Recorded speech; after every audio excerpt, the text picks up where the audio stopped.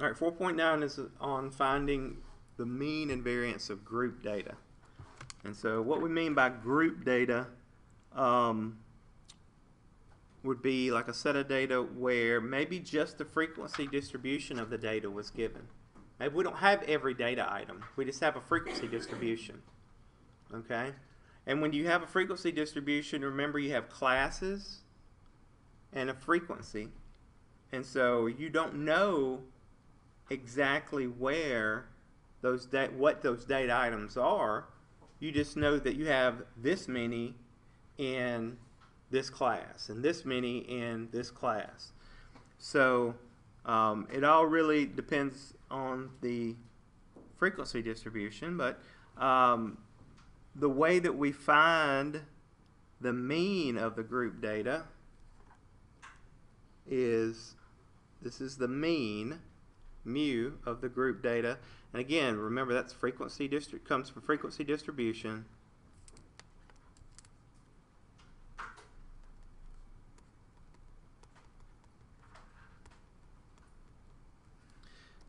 All right, so the mean is the summation of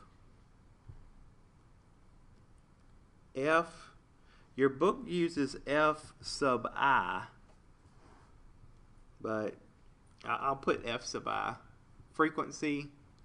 So the summation of frequency times, then they use a capital M sub I, where M sub I is the midpoint of the class, of the ith class, like just of the first class, the second class, the third class, so on and so forth. And then all divided by, all of that divided by n, where n, of course, is the total number of observations or data items. I guess you really can't call them data items because you don't know where they lie. You know what class they lie in, but you don't know exactly what they are. Okay? And this whole sub I thing just means that, if it's the frequency from the first class, this would be the midpoint from the first class. Frequency from the second class, midpoint from the second class, and so on and so forth. So we're going to need to be able to calculate a few things extra to be able to find this mean. So let me pull up a table for you and show you what I'm talking about. This table is in my book right now. It's on page 157.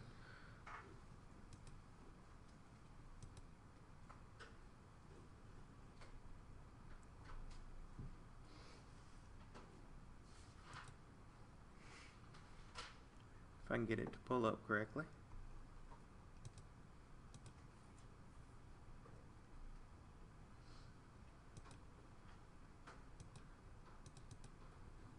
And I apologize, it's just taking a little bit longer than I expected. All the time in the world, right?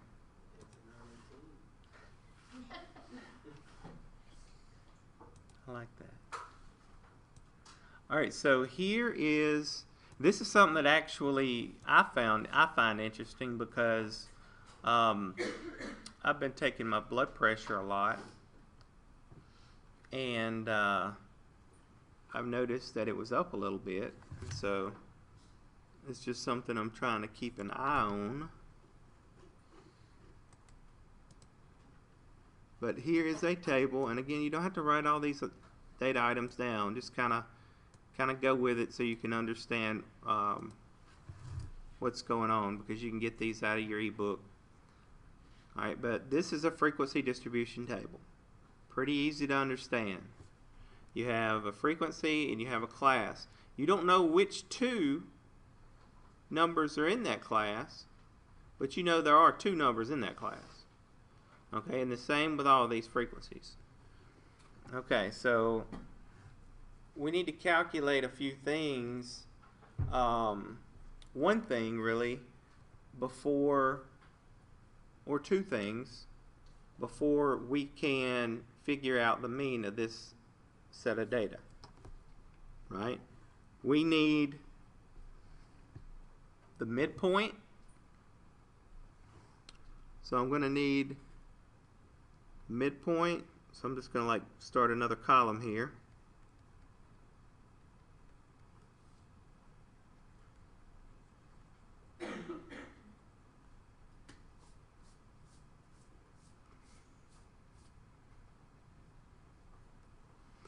All right, and how do I find the midpoint?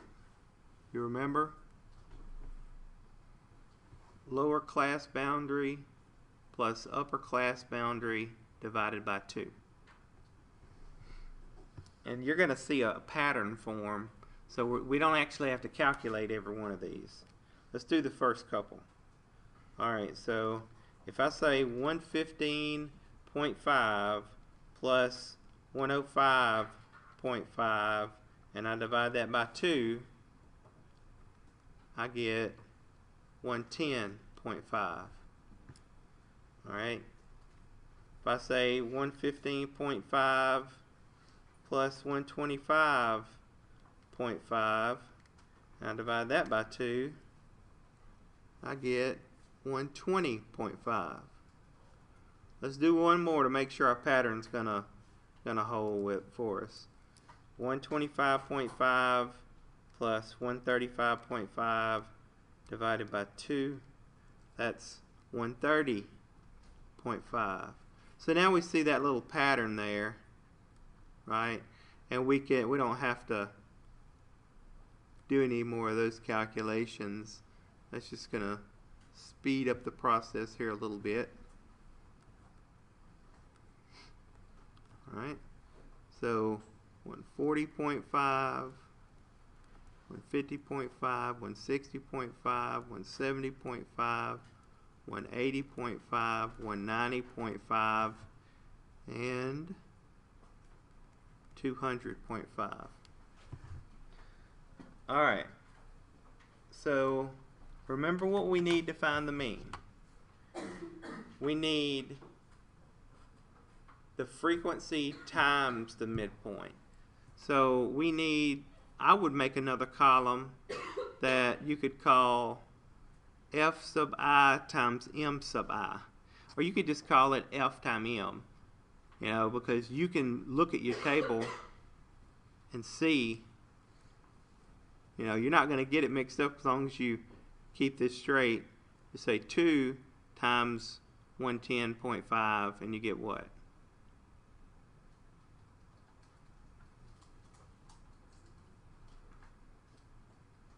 Is that 221.0? Alright, and do that with the next frequency. Do that with each frequency going down. Frequency times midpoint, frequency times midpoint. Alright, and I'm going to save you a little time. I'll save us a little time by just going across and multiplying each time. Alright, and so on this next one we get 602.5. The next one we get 1696.5. We get 1686.5. 2859.5.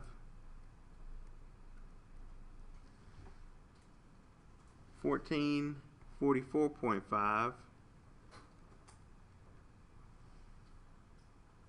1364.0.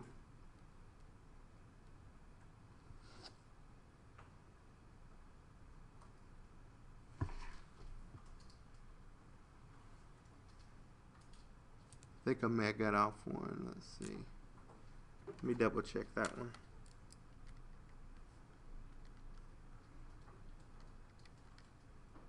Oh, that was right. Alright. 180.5 times 8. 1444. Alright. And then 1333.5, and then 401.0. Alright, So we take the frequency distribution. We figure out the midpoint of each class. We write those down. We multiply the frequency times the midpoint for each class. Then, what does our formula say do? It says to take the sum of all of those. So then you need to add up all of these numbers here, find the sum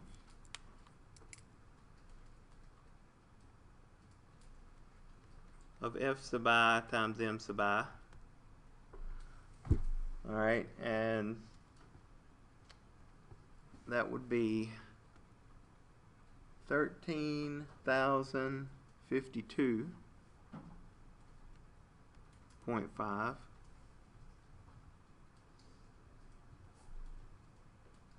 And so if we wanted to calculate the mean of this frequency distribution, or this group data, then we just say it's going to be 13,052.5 divided by, now how many do we have in our total population, or how many observations do we have? You just add all the frequencies up and you'll get 85.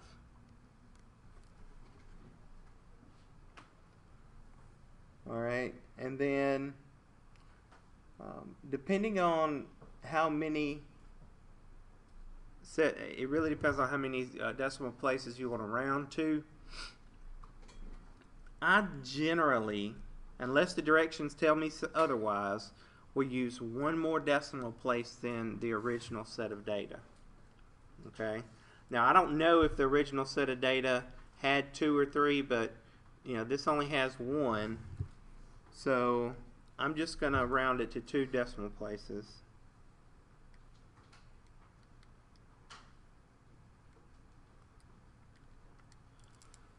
Alright, and so I have the mean is about 153.56. Now, I'm going to write this out a few more digits. 5588, and that's still rounding, but if I was entering in an answer, more than likely you would just want to round it to this place right here and make it 153.56. So you may be wondering, why would you want to do that? Why would you want to keep that out like that? Well, if we have to use this value in another formula, the least that or the less decimal places that I take and round, the more error I'm going to have if I have to use this in another formula. So you always want to keep things as precise as possible, especially if you may have to use them in another formula. Okay? You know, if any of you have had labs like chemistry lab, you know, the reason why there's so much margin of error, you might be doing everything right, it's just the human error. The way that you weighed something or calculated something may have been off by a tenth, or off by something maybe more than a tenth, and so then that creates that large margin of error when you start plugging those values in the formulas. It's the same in statistics. If I was just to round that up to 154 and use it in a formula, I'd probably get something way off from what I should get. Okay? So what that means is, anytime you have a decimal, you may want to write it out to 4 or 5 places in case you have to use it again. Alright. So it's pretty easy to find the mean. Now, the variance at first is a little intimidating, just because of all the symbols that are used.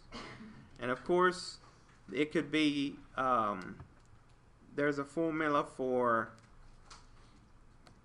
population data or sample data, which are basically the same. The only difference is that one of those has an N, capital N, in the denominator, and one of those has an N minus 1 in the denominator. Okay.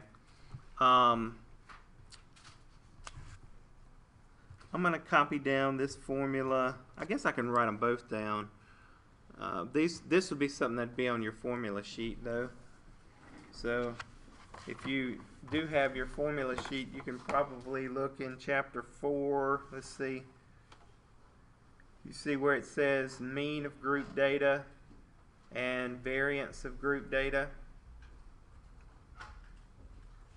And then it does that for samples and for population. So you can see how the sample variance of group data or just the population variance of group data, those formulas look a little intimidating, but they're not. It's not really that bad. You just plug in numbers and go with the flow. So let's see for this set of data what we'll be using. That was a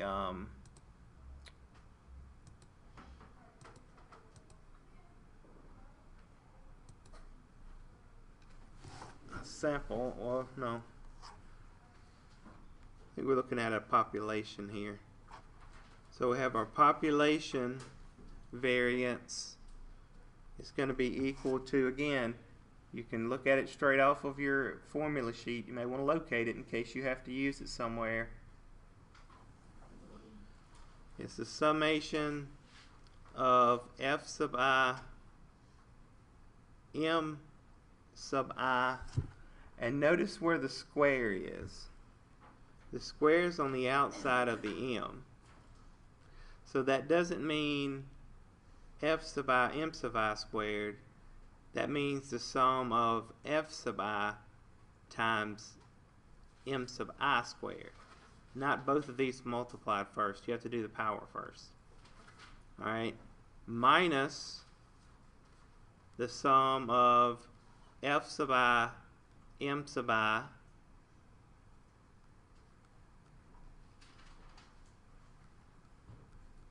squared all over n, all divided by n. Okay, so there are a couple, I think there's one more value that we need to calculate that may take us a little time with our table, right? We need to calculate that f sub I, m sub I squared.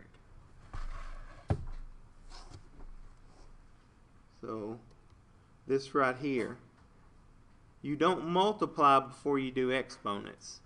So you need to know what the midpoint squared is, and then we're going to need to multiply the midpoint squared times the frequency and get that value and sum all of those up. Alright, so we're just looking at this same set of data. Alright, looks like I'm running out of room here, but we'll just go with the flow, see how much we can get here. We'll at least do this one more. We can do one more column here.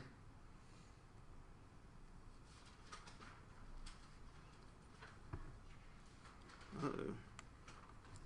So let's make this column m sub I squared. That's the midpoint squared. Alright, so we gotta have these midpoints to do that, of course. And so if you say 110.5 times 110.5, you get 12,210.25. And we're actually going to have to use that, so be careful when you write it down. Be very, very careful with these values. That's a 0. Alright, so just take each midpoint and do that.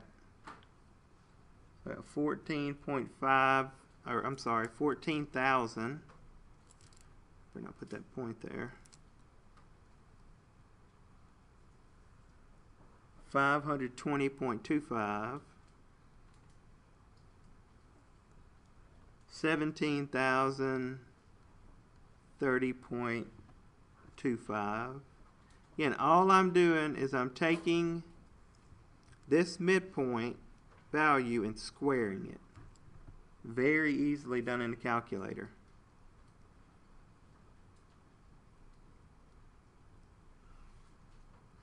Alright, the next one is 19,740.25, 22,650.25, 25,760.25,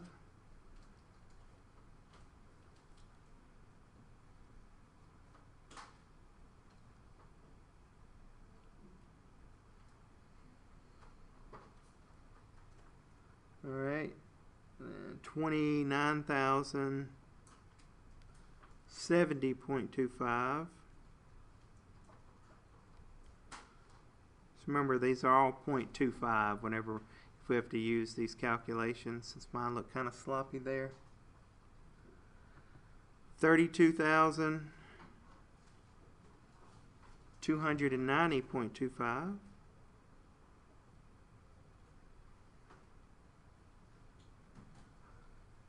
40,200.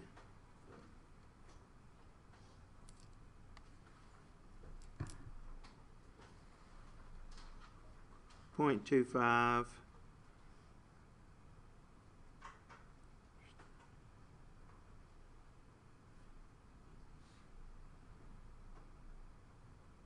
I knew I was going to mess up.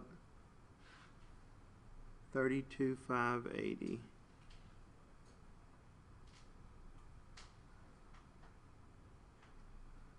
2970. This is supposed to be 32. Sorry. Make sure y'all checking me now. Don't just write down what I write down. So what's next? 32,580.25. And then we need to square 190.5. So that's what? 36,290.25. And lastly there, 40,200.25. Now, how did I know I messed up? If you ever start going down and your numbers start getting smaller, something is wrong, because notice these midpoints are getting larger. So if the midpoints are getting larger, when you square it, those numbers are going to get larger. Alright, so now that we have m sub I squared, we need to figure out m sub I squared times f. Okay, so here's what we basically have to do.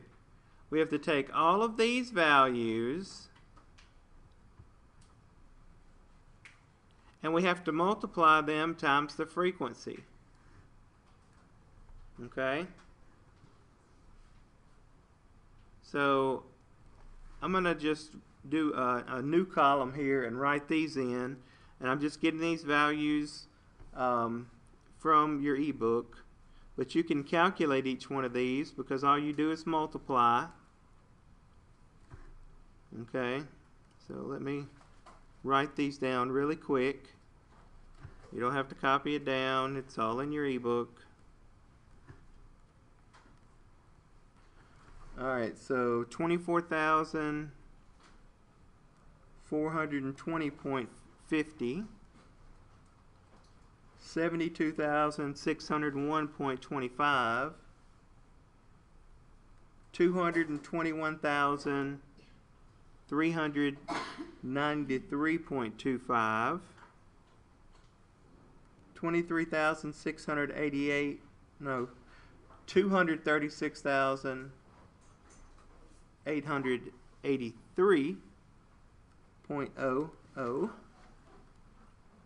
43,354.75, I said 43,000. That's 430,000. Sorry. All right, now this is 231,842.25. Then 260,642.00. I'm almost done. I skipped one. Let me see.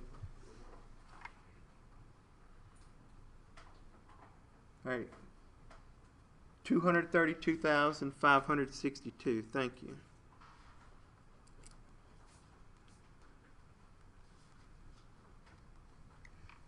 .00. 260,642.00. 254,031.75, and then 80,400.5. Now, if we take the sum of all of those numbers, that's going to be 2,045,131.25. Now that's a lot of numbers to keep straight, and you can see even when I wrote those down I made a couple of mistakes, so it's very important that you always double check what you're writing down. Once you do that, then we're going to plug in the number right here, the 2 million that we just got. We're going to plug it in right there in the formula. So we're going to have 2,045,131.25 minus. Now notice that this next term here is squared. The square's on the outside. So back here where we use the sum, back here we found this sum 13,052.5. You're going to say minus 13,052.5 squared divided by n. N was 85, and then we're going to take all of that and divide that by 85. Okay, whenever you do all of those calculations, you get a standard deviation of 480.055. So finding the standard deviation of a frequency distribution of group data does take a lot of work, and it is worth using technology to help you sort it out or to help you catch your mistakes.